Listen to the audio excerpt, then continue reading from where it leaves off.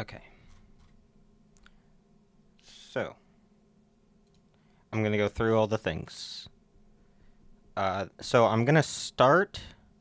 I'm not going to go through and show you that all the stuff from the previous works, because you'll just see that it works in the gameplay.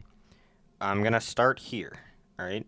So, the only difference between the AIs and the player is the controller type. If you look at you can see that there's only one tank pawn. None of there aren't separate tank pawns for each of the different AIs. The only thing that's different is controller's AI. You have the defender. I didn't spell aggressor wrong. Aggressor, detective, and support. Those are my 4 AI personalities. So that's 2 of those done right here. So now in the code, you have the AI controller. You can see that all of these are child of AI controller. Okay. And so, prefab for being added to the game. So, I actually implemented a spawn point system for each of the so basically how it works is in the game manager, which should be here, there is a list of all the spawn points. Those spawn points have a script that add themselves to the list, and then at the start, spawn all enemies is called, which goes through all the spawns and triggers the spawn script inside of them. In each of those spawn points, I can just open up one of them here. As you can see, it's just a script with the controller and the pawn, and you just put its location right here. The only one that's different is the defender spawn point, because you also put the patrol points in here, because where else would you put it? So now I can show you my designs. These are if you go to the repo, they're in the other folder. So they are in the repo. You can see the aggressor, the defender. This one seems much simpler than the other ones, but that's because I had to implement the whole patrol system.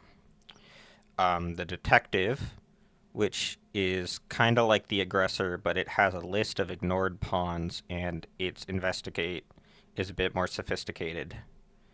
All the aggressor does is just kind of like try to kill you.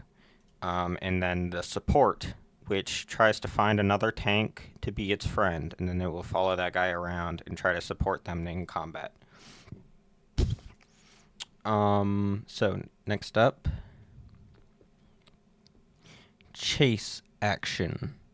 Okay, so I wanted to re-record this because I didn't feel as though I explained it very well.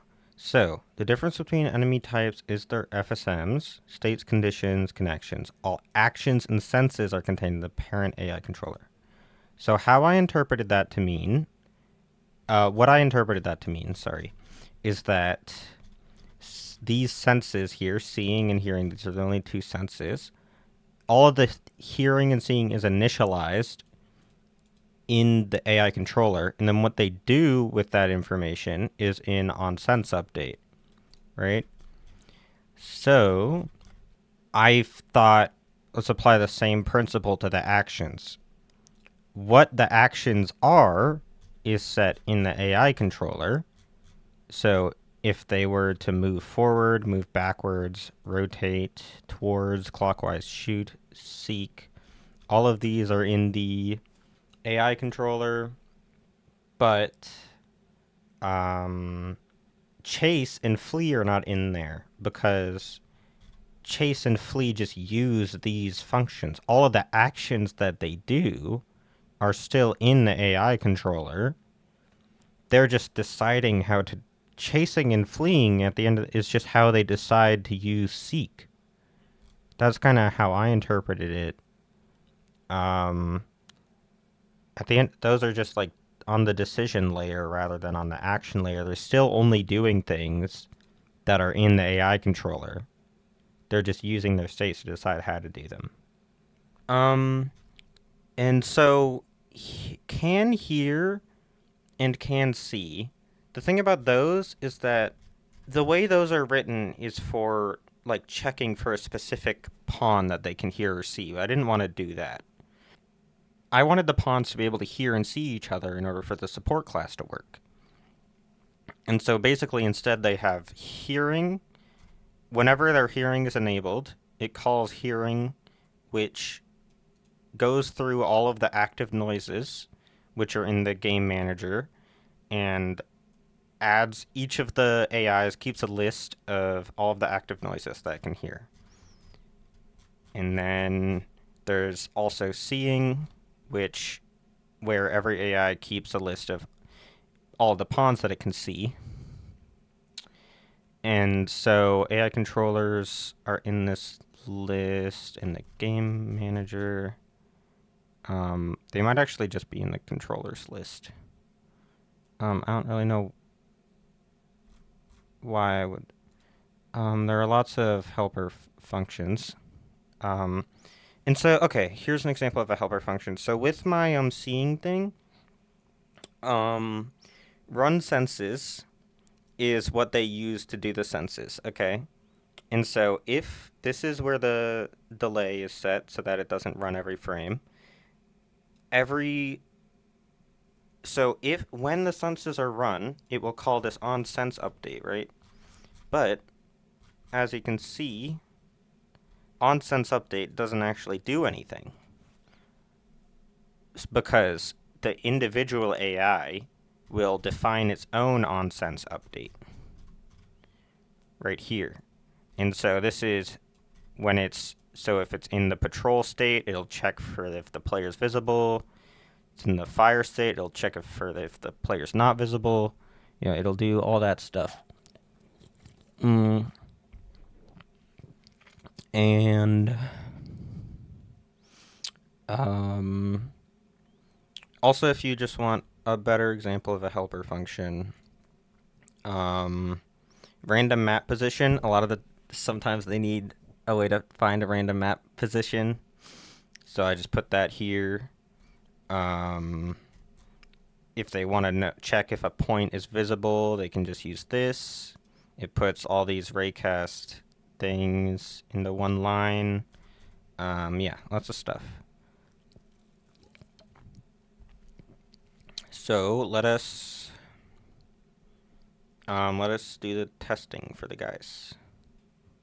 The detective is just gonna kind of wander around randomly, and then it heard me make a noise, and it's gonna come over and kill me now. And now I am dead. Then the defender. It's a pretty simple guy. Just kinda... Okay, whoops, he saw me. Okay, so when he sees me, he's gonna check around for a bit, and if he doesn't see me again, he's just gonna continue on his path. And so the defender isn't gonna go away from his little area, because he's defending. You know what I mean? So even if he sees me, he's not gonna abandon his post. And I can also sneak up on him, but he found me, and now I'm scared. But there he saw that I was closer to that point than to the one he was currently at, so he went to defend that point instead. Which is, pretty advanced guy. Alright. So, next up, aggressor. This guy is just he only listens for shooting noises because he thirsts for combat and blood. He's just gonna kind of wander around less effectively than the investigator. Because he's gonna stand still whenever he reaches his point. Oh, he hit the damage orb, what a fool. And then, oh, he heard something, guys. And so when he's in his flee state, he's still going to look towards and fire at the player. And as soon as he doesn't see the player anymore, he's immediately going to go and try to find them again. I just thought that would be funny because he's so aggressive. Okay, and finally the support guy. This is the support guy. He found his friend. He's gonna go to his friend and follow his friend forever. The aggressor has heard me. He's gonna go check me out. And then, oh, they saw me. And now the support guy is gonna sit over there in supportive fire while that guy chases me down. And they're pretty powerful as a team. Bye-bye. Wait, that's not the end. Okay, I'm pretty tired. Ooh.